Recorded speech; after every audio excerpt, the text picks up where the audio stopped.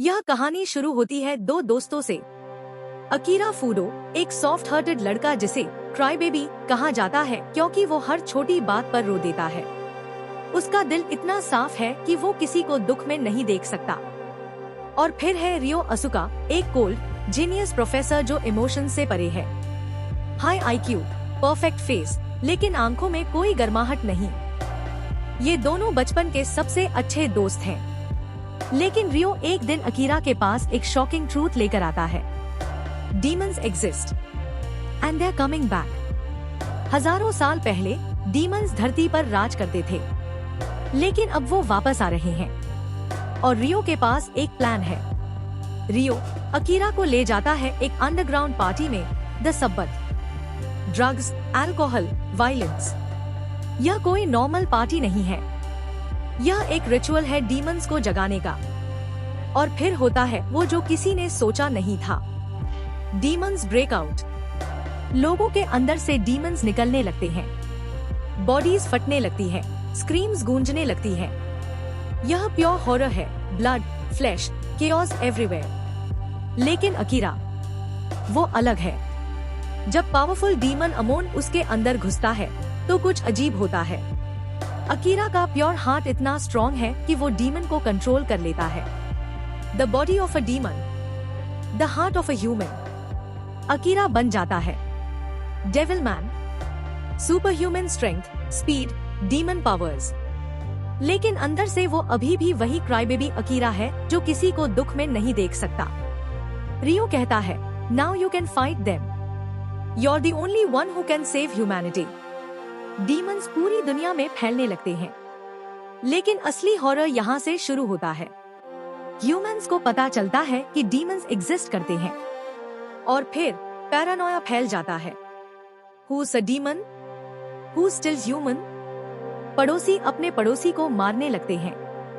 Parents अपने बच्चों को सस्पेक्ट करने लगते हैं। सोशल मीडिया पर विच हंट्स शुरू हो जाते हैं।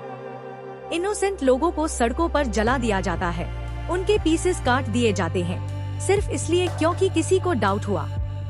अकीरा देखता है यह सब और रियलाइज करता है डीमंस से ज्यादा खतरनाक इंसान है।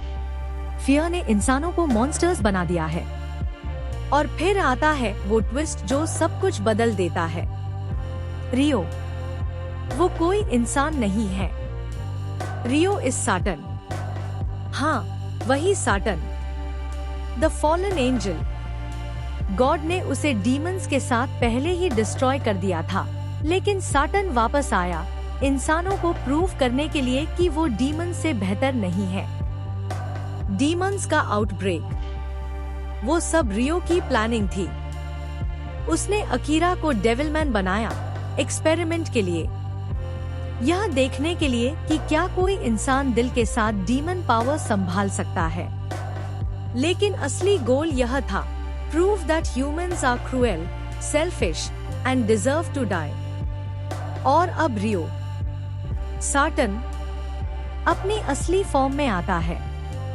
White wings, glowing beauty, absolute power. The war begins. Devilman, Akira और उसके जैसे कुछ और लोग वर्सेस साटन्स एंजेलिक आर्मी। यह कोई हेरोइक बैटल नहीं है, यह एक मासकर है। एक एक करके सब मरते जाते हैं। अकीरा के दोस्त, उसके साथी, सब। और फिर अकीरा खुद साटन के सामने खड़ा होता है। Final fight.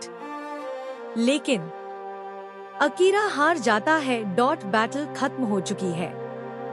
दुनिया जल चुकी है। सब मर चुके हैं। साटन अकेला खड़ा है एक व्हाइट बीच पर।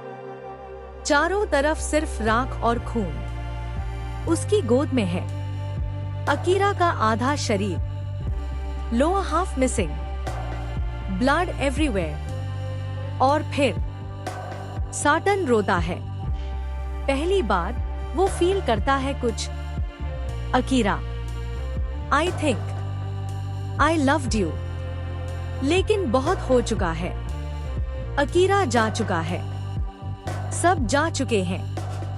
और फिर आकाश में गॉड की voice, This is your punishment, Satan. You will live through this again and again and again. The cycle of punishment. Satan हर बार यही साइकिल रिपीट करेगा।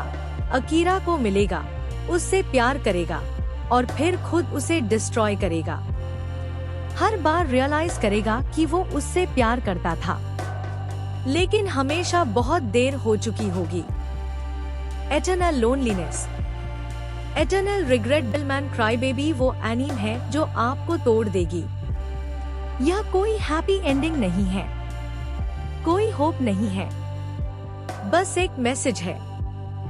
The real devils were never the demons, the heart of a human, the power of a demon. यह line सिर्फ Akira के लिए नहीं थी, यह हर इंसान के लिए है, क्योंकि हम सबके अंदर डीमन है, बस ट्रिगर चाहिए। और जब वो निकलता है तो अकीरा जैसा प्योर हार्ट होना जरूरी है उसे कंट्रोल करने के लिए। तो क्या आप तैयार हैं इस dark, brutal, heart breaking masterpiece के लिए? डेविलमैन क्राईबेबी नेटफ्लिक्स पर available. Warning, once you watch it, you can't unsee it.